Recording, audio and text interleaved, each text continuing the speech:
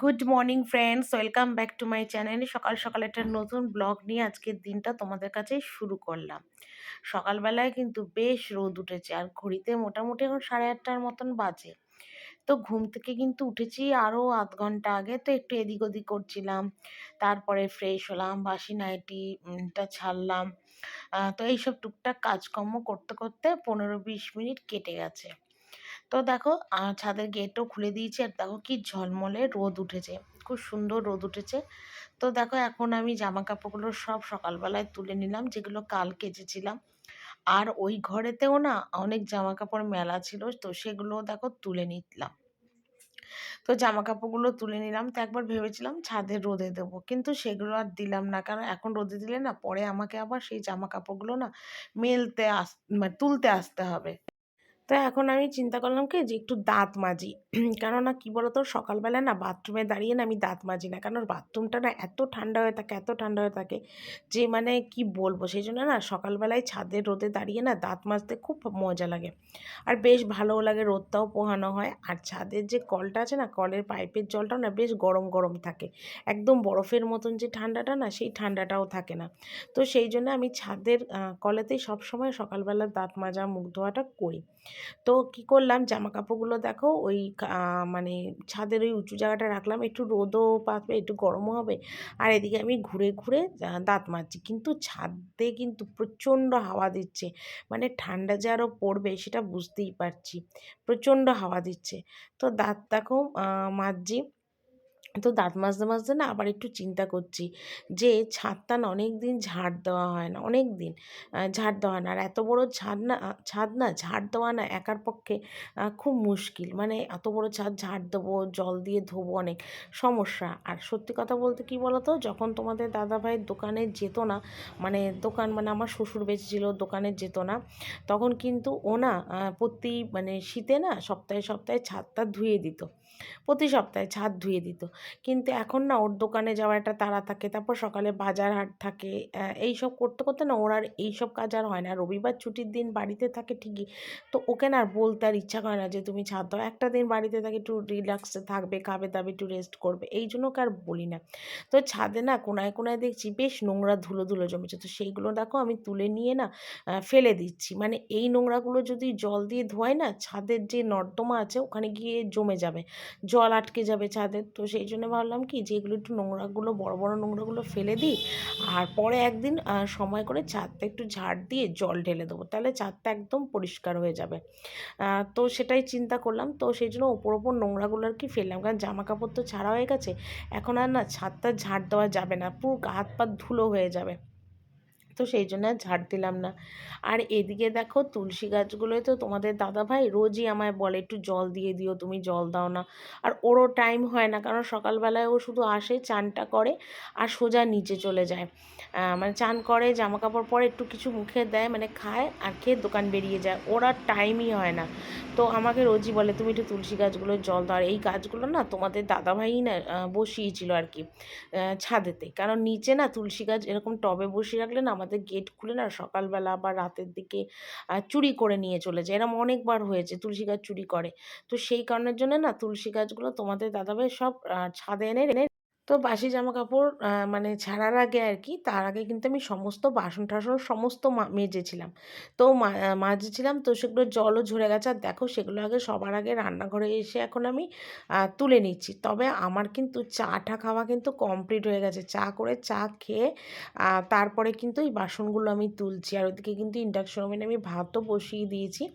তো ওগুলো মানে করতে করতে আর কি আমার এই কাজগুলো আর কি করে নেব। আর এই জায়গাটা ফাঁকা না করলে তো আমার অসুবিধা, কেন মাছ ধুতে লাগে, রান্নার সমস্ত জিনিস গুছিয়ে নিয়ে রেখে তারপর তো রান্না করি। তো সেই কারণের জন্যে না আমাকে এই জায়গাটা সবসময় ফাঁকা করে দিতে হয়। তো সেই জন্যই সকালেই না আগে বাসন কোসনগুলো মেজে জলটা ঝরাতে দিই। না জল শুদ্ধ না, এর আগে বাসন না ঘরে রেখেছি, কিন্তু না রান্নাঘরটা একদম জলে থই থই হয়ে যায়। তো সেই জন্য এখন নতুন একটু সিস্টেমে জলটা ঝরিয়ে নিই আগে থেকে। তো দেখো আমি এসেছি এখন মুদিখানাতে একটুখানি পেঁয়াজ নিতে। তো পেঁয়াজ নিতে এসে আমার খেয়াল নেই যে আমি আলু বাছতে শুরু করে দিয়েছি। আর আজকে ভিডিওটা করে দিচ্ছে দোকানদার যে ছেলেটা আছে ভাই, ওকে বললাম তুই একটু আমায় ভিডিও করে দে। তো আমাকে জিজ্ঞেস করলো কেন কাকিমা ভিডিও করবো? আমি বললাম আমি তো ব্লগ করি, আমার চ্যানেল আছে ইউটিউবে, সেই জন্যে। বলছে আমি তো জানি না। আমি তুই করে দে। তো ও একটু দেখো আমাকে ভিডিওটা করে দিচ্ছে। তো ওকে জিজ্ঞেস করছি যে কত দাম পেঁয়াজের। ও আবার বলল যে 50 টাকা করে কিলো, 25 টাকা 500 পেঁয়াজ। তো আমি 500 দেখো পেঁয়াজ নিচ্ছি। আর টুকটাক আর কি যেন জিনিস নিয়েছি আমার ঠিক খেয়াল নেই, তো সেটা নিলাম। তো রান্না বান্না কিন্তু আমি এখন বসিয়ে দিয়েছি। আর বসিয়ে দিয়েছি বলতে কি কটা শিম ছিল, তো আমার শাশুড়ি বললো যে শিমটা একটু বেসন দিয়ে ভেজে দাও। তার জন্য দেখো শিমটা এখানে বেসন দিয়ে ভেজে দিচ্ছে, দেখো শিমের ভাজা আর কি। সেটা করছি। আর এদিকে প্রেশার কুকারে বসিয়েছি দেখো বাঁধাকপি, ঠিক আছে, প্রেশার কুকারে বাঁধাকপি সিদ্ধ বসিয়েছি। আর কড়াইশুঁটি দিয়ে আলু দিয়ে নিরামিষ বাঁধাকপি হবে, ঠিক আছে। আর এখানে কেটেছি দেখো ছোট ছোট করে নতুন আলু, যেটা আজকে হবে হাঁসের ডিম, ঠিক আছে। আজকে মাছ খাওয়ার ইচ্ছা নেই বলে মাছ খাবো না। আর এখানে দেখো ইন্ডাকশন ওভেনে বসিয়ে দিয়েছি হাঁসের ডিম সিদ্ধ। তো হাঁসের ডিম সিদ্ধটা বসালাম তো সকালবেলায়। আর ডাল সিদ্ধ করবো, হাঁসের ডিমটা মানে নামিয়ে ডাল সিদ্ধ বসাবো। ডাল সিদ্ধ একটু আলু ভাজা আর তোমার মানে ডিম সিদ্ধ দিয়ে ছেলে আর ভাগ্নি ভাত খাবে। আর পরে আমাদের দুবেলারই ডিমের ঝোল করে রাখবো, কারণ ওনার ডিমের ঝোল করলে সবসময় দুবেলারই করে রাখি, এটাই সুবিধা। তো ডিমের ঝোলটাই করে রাখবো। আর বাঁধাকপিটা বসাইনি, সিদ্ধ বসিয়েছি, পরে আর কি মশলা দিয়ে আর কি বসাবো। তো এই টুকটাক কাজগুলো মোটামুটি একটু আগে পিছিয়ে করে নিয়ে তারপর তোমাদের সাথে আর কি কথা বলছি, নয়তো একটু টাইম হয় না। আর এই হলো কথা। তো চলো তোমাদের সাথে আবার পরে কথা বলি। তো এই যে এতক্ষণে ডিমটা বসালাম, তো ডিমের জন্য দেখো আলু ঠালু সব ভাজা, ডিমটাকে নুন হলুদ দিয়ে মাখিয়ে ভাজতে দিয়েছি। আর এখানে মশলা টসলা সব করে রেখেছি, ওই যে মিক্সিতে মশলা টসলা সব করে দিয়েছি। ছেলেকে অনেকক্ষণ হয়েছে খেতে দিয়েছিলাম, ছেলেরও খাওয়া হয়ে গেল, খাওয়া কমপ্লিট ওর। আর ডিমের ঝোলটা হবে বসা, সেটা হলো ডিমটা করে নিই, পরে কথা বলি।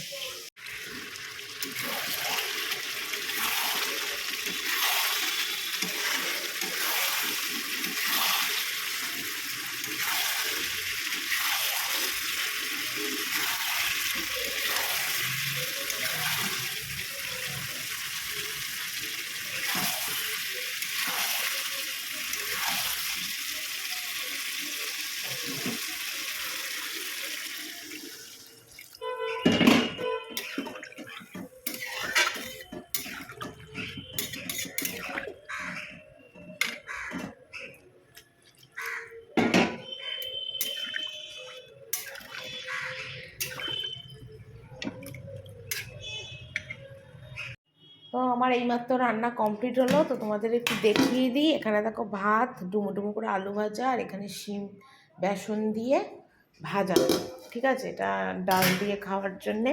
তো আজকে ডাল ফোড়ন দিইনি, ডাল সিদ্ধই রেখেছি, মুসুরি ডাল সিদ্ধ। আর এখানে দেখো দুটো ডিম সিদ্ধ রয়েছে, আর কালকের এটা শিম আলুর চচ্চড়ি ছিল সেটা। আর এখানে দেখো শসা পেঁয়াজ লঙ্কা স্যালাড কেটে রেখেছি। আর এটা হলো রাত্রিবেলার ডিম আলুর ঝোল, মানে ঠিক আছে, এটা রাত্রিবেলার জন্যে। আর এটা দুপুরবেলার খাবার, ঠিক আছে। তো এই আমার আজকের রান্না। তো রান্না বান্না কমপ্লিট করার পর তো আমার একটাই কাজ থাকে, সেটা হলো রান্নাঘরটা একটু পরিষ্কার করা। আর যেদিন নিরামিষ থাকে সেদিন কোনো অসুবিধা হয় না, কিন্তু যেদিন মাছের রান্না থাকে বা পেঁয়াজ রসুন ডিম টিম রান্না থাকে, সেদিন আমার রান্নাঘরটা সিঙ্ক টাইলস গ্যাস সব খুব ভালো করে মুছতে হয়, না এতে দেখবে একটা পেঁয়াজ রসুনের গন্ধ বেরোয় রান্নাঘর থেকে, ঠিক ভালো লাগে না। তো সেই জন্যে আজকে একটুখানি সাবান টাবান দিয়েই গ্যাসগুলো পরিষ্কার করলাম। আর টুকটাক বাসন ছিল, সব বাসনই তো সকালে মাজা হয়ে যায়। আর যা টুকটাক বাসন বেরোয় সেগুলো কিন্তু আমি এখন মেজে নিই। বাসন আর কিছুই রাখি না, বেলা থাকতে থাকতে সমস্ত কাজ কিন্তু আমি মোটামুটি কমপ্লিট করে নিই। তো সংসারের কাজ সত্যি কথা গুছিয়ে যদি করা যায়, দেখবে পরপর যদি করা যায় তাহলে কিন্তু ঠিক টাইম মতন কিন্তু সমস্ত কাজ হয়।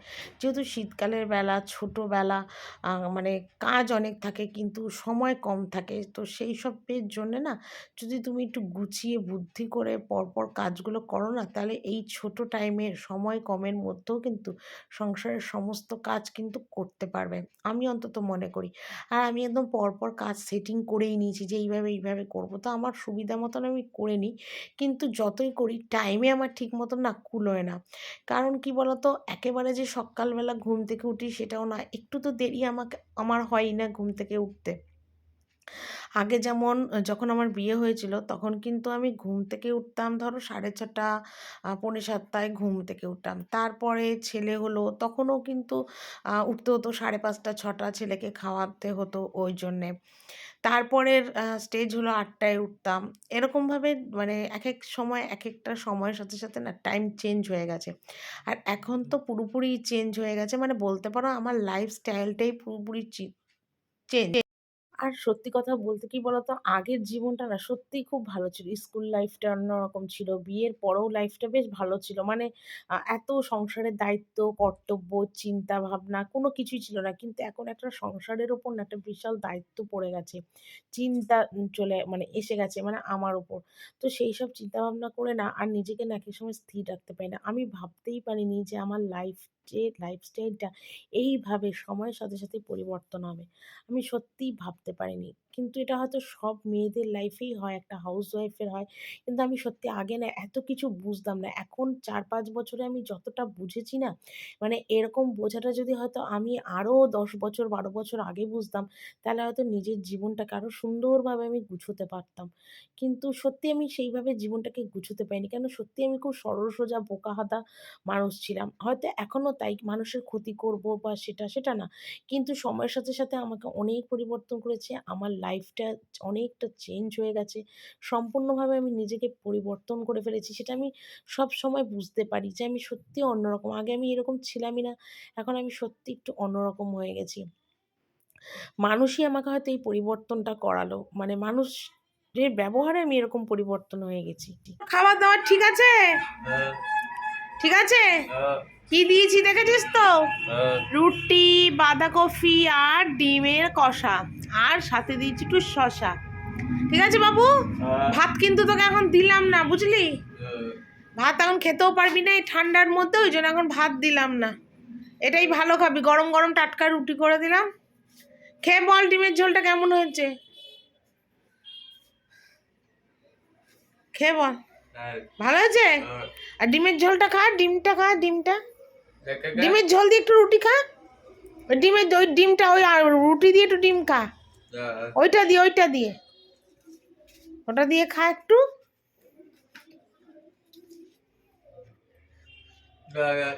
কেমন আছে? ভালো আছে?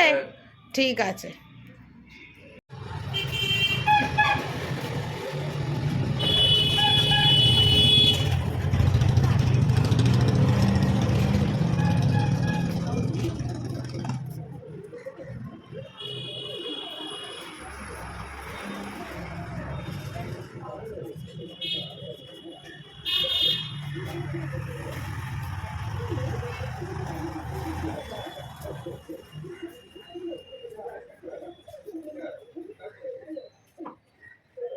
তো একটু আগে খেয়ে দিয়ে এলাম। তো ছেলেকে তো খেতে দিয়েই দিয়েছি। আর একটা কথা হলো কি বলতো? চান টান করে এসে না তোমাদের সাথে ভিডিও অন করতে পারিনি। এই দেখো ফোনটা চার্জেও বসিয়েছি ১ নম্বর। আর ২ নম্বর হলো মানে সকাল থেকে এত মাথা যন্ত্রণা করছে, এত মাথা যন্ত্রণা করছে, মানে এইখান থেকে এই দিক দিয়ে পুরো এত মাথার যন্ত্রণা করছে, মানে আমি তোমাদের বলে বোঝাতে পারবো না। কোনো রকমে মানে রান্নাবান্নাগুলো কাজকর্মগুলো তো না করলে, যদি না করে শুয়ে পড়ি তাহলে তো হবে না। সেই কাজকর্মগুলো তো আমাকে করতে হবে। তো কোনো রকমে মানে রান্নাবান্না সব করে বাসন-কোসন সব মেজে কোনো রকমে ঘরগুলো একটু মুছেছি, বাসি ঘর রাখবো। কোনো রকমে মুছে চানটা কোনো রকমে করে এসেছি। এসেই ৪ টে বিস্কুট দিয়ে সঙ্গে, সঙ্গে মাথার যন্ত্রণা ডার্ক নামের ওষুধটা খেলাম। মানে এত মাথা যন্ত্রণা হয়েছে। এসে তখন বাজে ৩:১০, ওষুধ খেয়ে শুয়েছি। শুয়ে থেকে উঠলাম প্রায় ৪:১০-১৫ তে। উঠে এই ভাত-ঠাত খেয়ে আর কি এলাম। তো ছেলেকে একটু রুটি করে দিলাম আজকে, কারণ ঠান্ডার মধ্যে না ভাত একদম ছেলে এখন খেতে চাইছে না। তো দুধ দিই রোজই, তো আজকে আর দুধ দিলাম না, কারণ রোজ রোজ আর কি দুধ খাবে বলো, ওই জন্য দুধ আজকে আর দিইনি। তো রুটি করে দিলাম গরম গরম। আর এই করে আমার কথা বলতেও ভীষণ কষ্ট হচ্ছে, মাথার একটা পাশ না থম মেরে রয়েছে। আর এই দেখো আমার অ্যাকুরিয়ামের খবরটা তোমাদের একটু দিই, তারাও দেখাচ্ছি। অ্যাকচুয়ালি কি বলতো, আমার অ্যাকুরিয়ামে না 5টা মাছ ছিল, তার মধ্যে 4টে মাছ না মরে গেছে, জানো তো। মরে গেছে বলতে কেন হয়েছে বলতো, আমি তো প্রথম এই অ্যাকুরিয়াম কিনলাম, আমি অ্যাকুরিয়াম মাছ বিষয়ে কোনো অভিজ্ঞতাই নেই। তো অক্সিজেনের অভাবের জন্য মাছ 4টে মারা গেছে। ওই তোমার গোল্ড ফিশ যে মাছগুলো হয় সেগুলো মরে গেছে। আর ওই মাছের অক্সিজেন লাগবেই, একদম কমন ব্যাপার। তো এখন একটা মাছই আছে, ওই দেখো কি সুন্দর খেলা করছে। কই গেলি রে বাবু?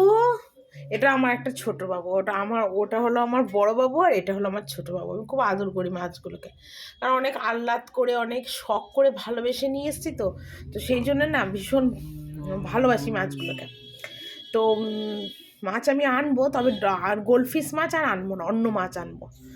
আর অক্সিজেনেরও ব্যবস্থা করব। এই যে দেখো এইখানে অক্সিজেনটা ঢোকানোর যে পাইপটা, এই যে সব সিস্টেম আছে এখানে, তোমার লাইটও লাগাতে পারবে। এই যে এখানে সব করা রয়েছে। তো দেখি কদিনের মধ্যে আনবো, মাছও কটা কিনে আনবো। আর এইদিকে দেখো তোমার এ দেখো, এ বাবু কি করছিস লে বাবু?